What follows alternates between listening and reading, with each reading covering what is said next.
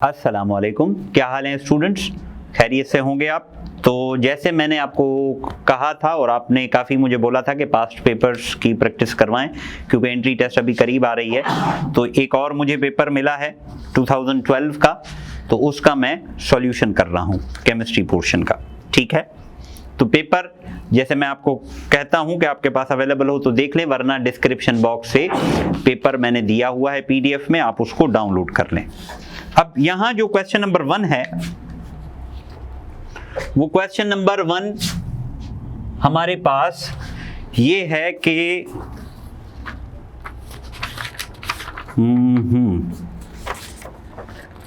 अच्छा, यहां सीक्वेंस कुछ और है। ठीक है, क्वेश्चन नंबर 1 जो है हमारे पास वो ये है कि फॉर अ रिएक्शन, ये रिएक्शन हमारे पास गिवन है H2 प्लस I2 2HI, ये रिएक्शन है। ठीक है, there will be no affect on equilibrium, equilibrium पे कोई अफेक्ट नहीं होगा इफ, अगर, ठीक है, अगर क्या हो, if temperature is lowered, temperature को लो करें हम। ठीक है, दूसरा concentration of reactant is raised, ठीक है, टेम्परेचर इज रेज्ड और concentration of the product is raised. अब यहां देखें आप, कंसंट्रेशन चेंज करेंगे तो भी रिएक्शन पे असर होगा। ठीक है, दैट इज क्वेश्चन नंबर 1, ये 1 क्वेश्चन है। टेम्परेचर चेंज करेंगे तो भी रिएक्शन पे असर होगा, लेकिन अगर प्रेशर को चेंज करेंगे तो देखें यहां कितने मोल्स हैं, 2, यहां कितने मोल्स हैं, 2 मोल्स सेम हैं, तो इसका मतलब क्या होगा, प्रेशर का कोई असर नहीं होगा। मैंने आपको बताया हुआ है पहले ही कि प्रेशर का असर कहां, कौन सी इक्विलिब्रियम पर होता है, गैसियस इक्विलिब्रियम पर, और गैसियस इक्विलिब्रियम पर भी एक कंडीशन है जहां नहीं होता। कहां नहीं होता, जहां मोल्स इक्वल हो, मोल्स इक्वल होंगे तो प्रेशर का कोई भी अफेक्ट नहीं होगा। तो इसका जवाब होगा सी, कि प्रेशर लो करने से या हाई करने से कोई असर नहीं होगा। क्वेश्चन नंबर 2 है, PCl5 gives PCl3 plus Cl2। ठीक है, the number of Cl2 moles will be produced if 1 mole of PCl5 is heated at 250 degree C in a vessel having a capacity of 10 dm cube। Kc की value given है 0.041। अब देखें, ये सवाल बड़ा एक लेंदी किस्म का सवाल बन जाएगा। इनिशियल मोल PCl5 का कितना है, 1, उसके बाद हमारे पास क्या है, उस वक्त ये क्या बने होंगे, 0 0। इनिशियल मोल के बाद हम क्या लेंगे, इक्विलिब्रियम मोल। इक्विलिब्रियम देखें, इक्विलिब्रियम मोल हम क्लोरीन के कैलकुलेट करने, तो हम इसको सपोज करते हैं x। अगर ये x है तो ये भी क्या होगा, x। इसकी वैल्यू क्या होगी, 1 माइनस x। ये x, इसकी वैल्यू क्या होगी, 1 माइनस x। ये हो गया इक्विलिब्रियम मोल। अब इक्विलिब्रियम मोल के बाद हम कहां जाएंगे, इक्विलिब्रियम कंसंट्रेशन की तरफ जाएंगे। We will be moving towards equilibrium concentration. Concentration क्या है, मोल्स डिवाइडेड बाय वॉल्यूम। तो सवाल में आप देखेंगे कि हमें 10 dm क्यूब लिया हुआ है, तो 1 minus x upon 10, x upon 10, x upon 10। अब इस पे क्या करेंगे, law of mass action apply करेंगे। Kc is equal to concentration of PCl3, concentration of Cl2, concentration of PCl5। तो देखो Kc की वैल्यू हमें क्वेश्चन में गिवन है कितनी, 0.041। PCl3 की वैल्यू कितनी है हमारे पास, PCl3 की वैल्यू है हमारे पास x अपॉन 10, Cl2 की x अपॉन 10 डिवाइडेड बाय इसकी वैल्यू कितनी है, 1 माइनस x अपॉन 10। 2 10 में से एक कैंसिल हो जाएगा, फिर आप इसको सॉल्यूशन करेंगे तो आपके पास जवाब आ जाएगा। अब ये सवाल as it is textbook में मौजूद है, तो यहां हम आगे फिर क्वाड्रेटिक इक्वेशन लगाएंगे। बजाय आप उस चक्कर में पढ़ें तो मैं ये सजेस्ट करता हूं कि जो एग्जांपल्स बुक में गिवन है या जो क्वेश्चंस बुक में गिवन है आप उसको देखते रहा करें ताकि आपके माइंड में उसका आंसर आ जाए। ताकि जब ये सवाल आपको एंट्री टेस्ट में मिले, आपके कॉम्पिटिटिव एग्जाम्स में मिले, तो आप फौरन उसका जवाब टिक कर दें। लेकिन अगर नहीं किया हुआ तो सिंपल तरीका है, ऐसे सॉल्व करेंगे तो आपके पास इसका जवाब आ जाएगा। ठीक है, नेक्स्ट क्वेश्चन है हमारे पास कि the end point of acid base titration is often detected by means of an. End point जो है एसिड बेस टाइट्रेशन का, वो किसके थ्रू डिटेक्ट करते हैं हम? कैटलिस्ट के थ्रू, फ्लेम के थ्रू, पीएच पेपर के थ्रू, लिटमस पेपर के थ्रू, या इंडिकेटर के थ्रू?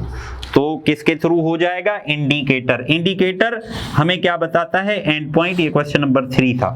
क्वेश्चन नंबर 4 देखें। The pH of 0.004 mole per dm cube HCl will be। इसकी pH क्या होगी?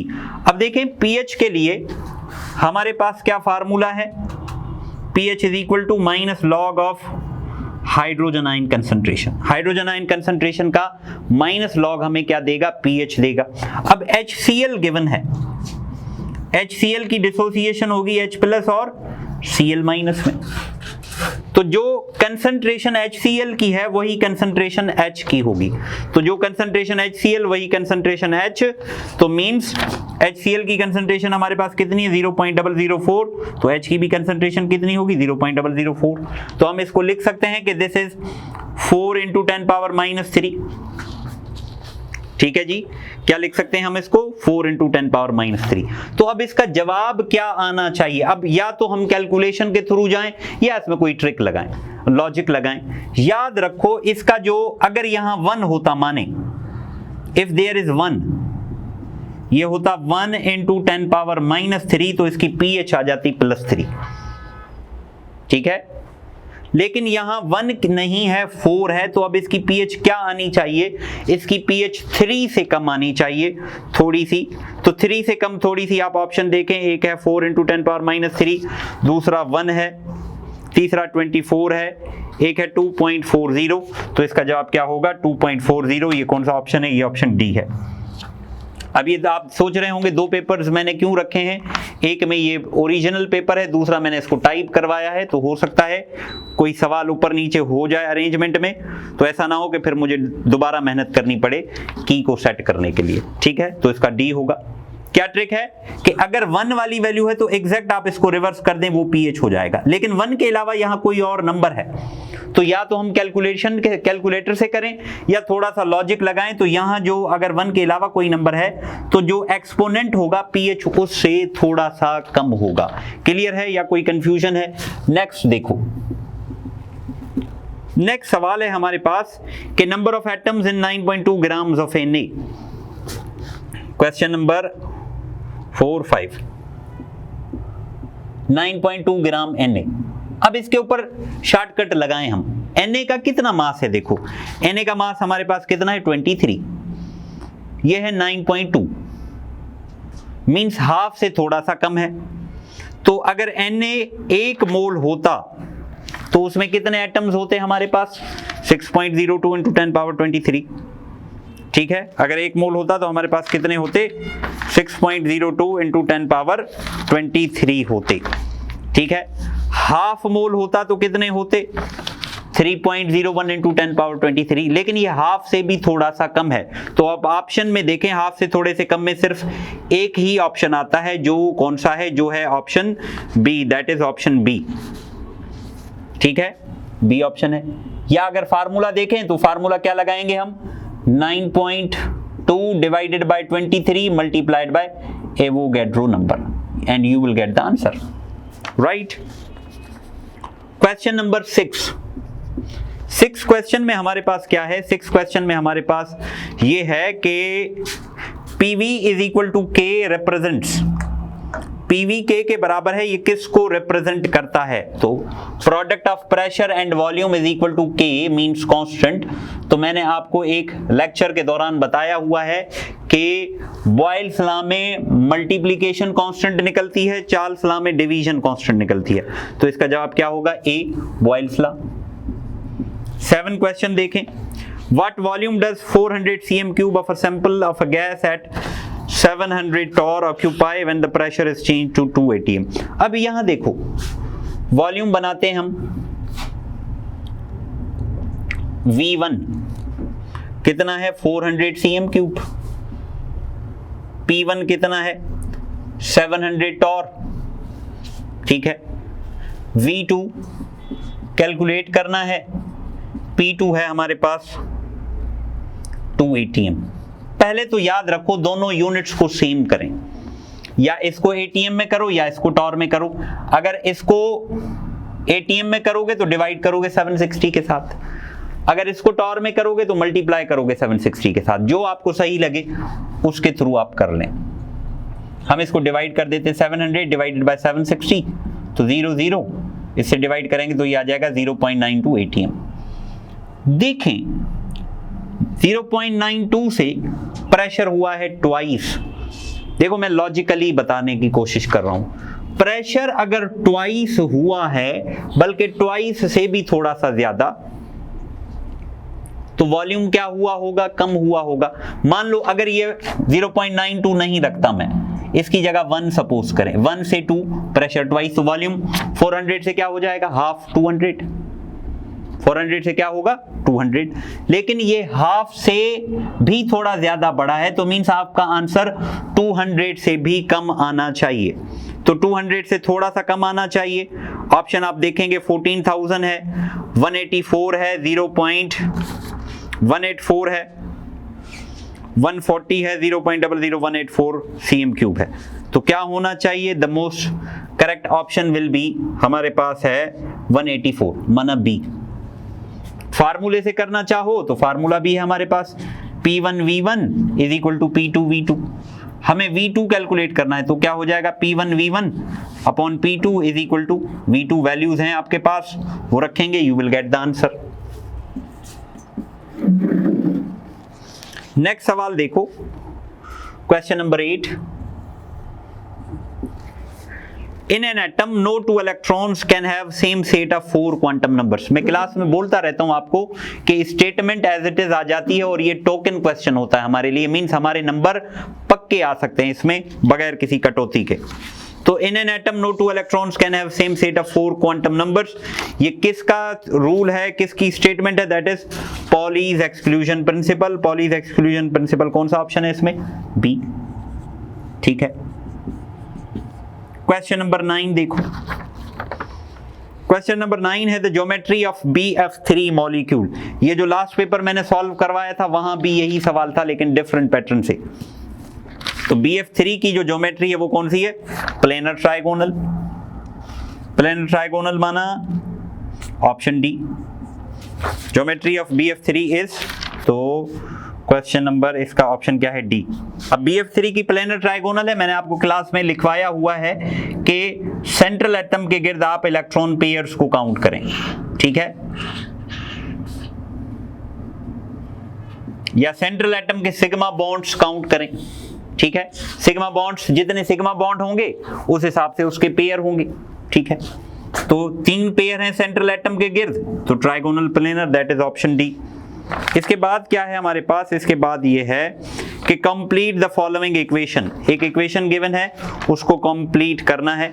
अब ये सवाल 2-3 दफा आया हुआ है।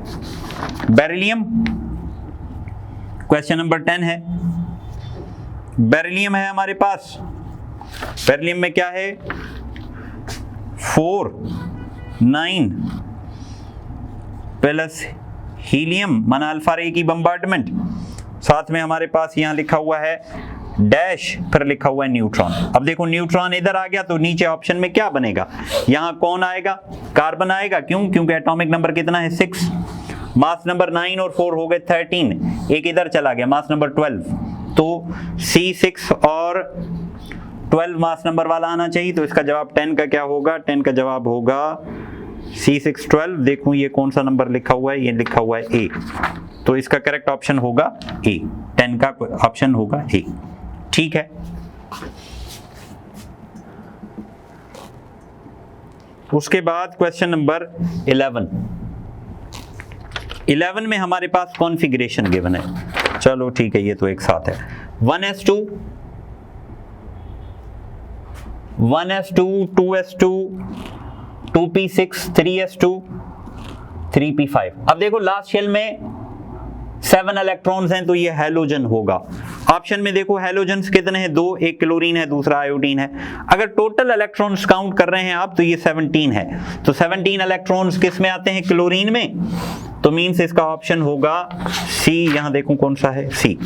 ठीक है, देखें भाई डबल मेहनत करनी पड़ रही है, उधर भी देखा जा रहा है, इधर भी देखा जा रहा है। ठीक है, समझ गए, तो इसका ऑप्शन होगा C. Question number 12। Question number 12 है हमारे पास, the average rate of chemical reaction can be expressed as concentration of reactant minus concentration of product, नहीं, concentration of reactant, concentration of product and reactants multiplied by the time, no, change in concentration of product or reactants divided by change in time, that is the correct option। और ये कौन सा है, option C है। ठीक है, तो 12 का क्या होगा, सी। 13, क्वेश्चन नंबर 13 हमारे पास है, the amount of heat QV at constant volume is equal to, constant volume पे जो हम हीट देते हैं वो सारी की सारी कहां जाती है, इंटरनल एनर्जी को चेंज करने में। क्यों, क्योंकि वॉल्यूम कांस्टेंट होने की वजह से वर्क नहीं होता। तो इसका जवाब क्या होगा, इसका जवाब होगा change in internal energy, A. Question number 14 देख लें आप। क्वेश्चन नंबर 14 में है कि the colour of transition metal complex, the colour of transition metal complex is due to transition metal ions. Colour बनाते हैं, क्यों बनाते हैं, क्योंकि उसमें डी ट्रांजिशन होती है। ठीक है, why, because there is a d transition. ठीक है, ये सवाल होगा, बड़ी मेहनत हो रही है, तो इसका हम लिख लेते हैं ऐसे ही, colour of transition metal complex is due to splitting of D orbitals, formation of new bonds, नहीं, फॉर्मेशन ऑफ न्यू बॉन्ड्स भी नहीं होगा। क्या होगा, it is due to D transition, right. तो एग्जैक्ट ये सवाल की वर्डिंग मुझे मिल जाए, D block elements, the colour of, हाँ, स्प्लिटिंग ऑफ डी ऑर्बिटल्स। ठीक है, तो इसका जवाब होगा ए, डी ऑर्बिटल की स्प्लिटिंग होगी। ये मैंने लेक्चर डिटेल में दिया हुआ है ट्रांजिशन मेटल के कैरेक्टरिस्टिक में, कलर फॉर्मेशन में, वहां से भी आप इसको देख सकते हैं। नेक्स्ट सवाल देखें, नेक्स्ट सवाल हमारे पास है कि crystals of CuSO4.5H2O copper sulphate pentahydrated, इसका कौन सा कलर है, इसका ब्लू कलर है। ठीक है, तो question number 15 that is blue colour, blue colour means option B. 16 देख लेते हैं, tetraethyl lead is used as a dash in gasoline. अब देखो पेट्रोल में, गैसोलीन में एक किस्म का साउंड प्रोड्यूस होता है जिसे नॉकिंग कहते हैं, तो उस नॉकिंग को कम करने के लिए हम इसको यूज करते हैं, तो we call it knock inhibitor, that is option B. Option B है ये। 17 देखें आप कि polymerization of 3 acetylene molecules in the presence of organonickel catalyst. Organonickel catalyst की मौजूदगी में 3 मॉलिक्यूल होंगे, तो ये क्या जनरेट करेंगे, इट जनरेट बेंजीन। ये मैंने आपको बताया था कि benzene is a polymer, polymer of what, ethylene, ethylene नहीं, एसिटाइलिन। आगे देखें, all the following are electrophilic substitution reaction of benzene except, सारे इलेक्ट्रोफिलिक सब्स्टिट्यूशन है, जैसे हेलोजिनेशन हो गया, नाइट्रेशन हो गया, सल्फोनेशन हो गया, अल्काइलेशन हो गया, हाइड्रोजिनेशन वाला सब्स्टिट्यूशन नहीं है। ठीक है, ये एडिशन रिएक्शन है, तो इसका ऑप्शन होगा ई। नेक्स्ट क्वेश्चन देखें 19, how many significant figures are present in, कितने सिग्निफिकेंट फिगर प्रेजेंट हैं इस वैल्यू में, वैल्यू हमें गिवन है। ठीक है, we have given the value and we have to find the number of significant figures। इसमें हमें significant figures देखने हैं कितने हैं। ठीक है, 64, 65 और ठीक है,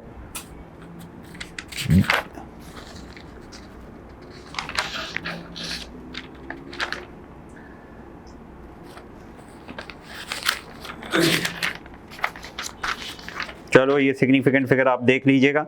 ये सिग्निफिकेंट फिगर के लिए मैं वैल्यू लिख देता हूँ कि क्वेश्चन नंबर 19 में सिग्निफिकेंट फिगर्स हमारे पास हैं 10.001। तो देखो ये भी सिग्निफिकेंट हो गया, ये भी सिग्निफिकेंट हो गया, ये ट्रैप्ड हो गए, तो सारे सिग्निफिकेंट मींस 5 सिग्निफिकेंट फिगर्स, तो 5 सिग्निफिकेंट माना ऑप्शन सी। उसके बाद क्वेश्चन नंबर 20 क्या है, SN2 रिएक्शन। SN2 रिएक्शन जो है वो क्या पाथ फॉलो करता है, SN2 रिएक्शन से रिलेटेड सवाल है, राइट। SN2 रिएक्शन, ठीक है।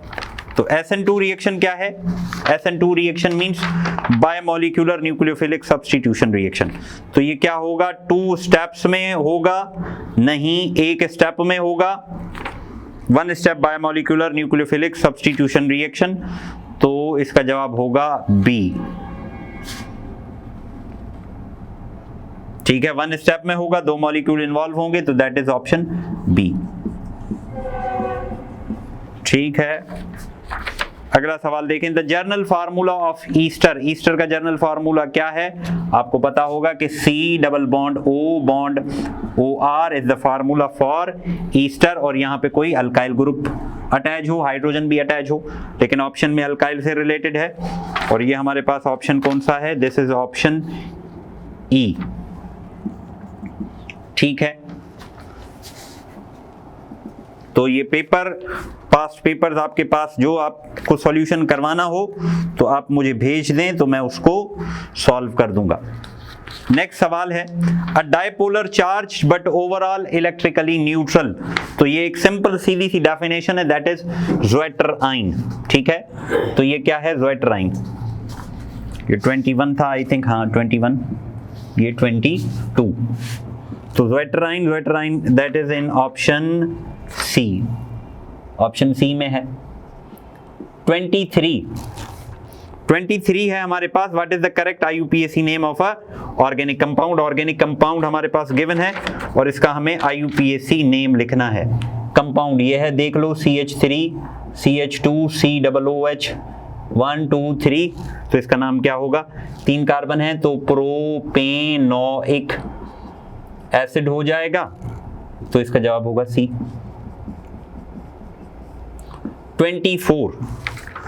24 हमारे पास है फॉर अ केमिकल रिएक्शन। देखो थ्रेशोल्ड एनर्जी और एवरेज इंटरनल एनर्जी वाला सवाल आता है। हमारे पास थ्रेशोल्ड एनर्जी कितनी है, threshold energy minus average internal energy is equal to activation energy. Threshold energy है 51 माइनस 27, तो एक्टिवेशन एनर्जी आ जाएगी। तो 51 में से 27 माइनस कर दोगे तो कितना आ जाएगा, हाँ भाई 11 में से 7 गए तो 4, यहाँ कितने रह गए 4, 4 में से 2 चले गए तो बाकी कितने आएंगे 2, तो 24 माना ऑप्शन कौन सा है, बी। उसके बाद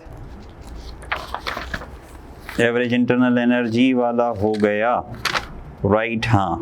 उसके बाद है calcium hydride is an example of. तो कैल्शियम हाइड्राइड आपको पता है CaAH2, तो ये किसका एग्जाम्पल है, आयोनिक हाइड्राइड का, that is option A, ionic hydride है ये। उसके बाद formula of bleaching powder, bleaching powder का फार्मूला, ठीक है, ये मैंने आज ही आप लोगों से डिस्कस किया था, ठीक है। ब्लीचिंग पाउडर का फार्मूला क्या है, ब्लीचिंग पाउडर का फार्मूला ऑप्शन हमारे पास है, मैं देखूं कौन सा ऑप्शन मैच हो रहा है, तो ये है ब्लीचिंग पाउडर, प्रोफेसर हेनरी ऑडलिंग ने बनाया था। तो ये क्या है, कैल्शियम ऑक्सीक्लोराइड, सी ऑप्शन में आ रहा है, सी, ऑप्शन सी, ये है CaOCl फिर Cl, ठीक है, या CaOCl2, ठीक है। 66 बल्कि 66, देखो ना ये नंबरिंग के गलत हो गई, ये हो गया 25, ये हो गया 26। 27 क्या है, d block elements are also called, d block elements को क्या कहते हैं हम? Outer transition. आउटर ट्रांजिशन माना option B, outer transition option B. Aqua regia, royal water, ये किसके लिए यूज होता है? To dissolve golds and noble metals, ठीक है। तो इसका जवाब होगा 28 का ऑप्शन ई। 29 हमारे पास है कि भाई complete the following reaction. Following reaction हमें कंप्लीट करना है, ठीक है। We have to complete that following reactions. अब रिएक्शन क्या है? रिएक्शन पहले गिवन है, देखो बेंजीन है, इसके साथ हमने नाइट्रिक एसिड मिलाया हुआ है, तो ये सल्फ्यूरिक एसिड की प्रेजेंस में, तो हमारे पास बन जाएगा नाइट्रोबेंजीन और साथ में वाटर बन जाएगा। अगर इस नाइट्रोबेंजीन पे दोबारा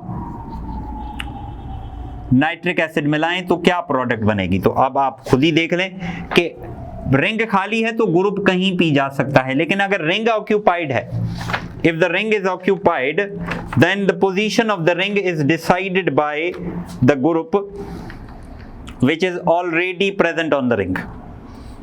तो वहां क्या होगा? आने वाले ग्रुप की पोजीशन कौन डिसाइड करेगा?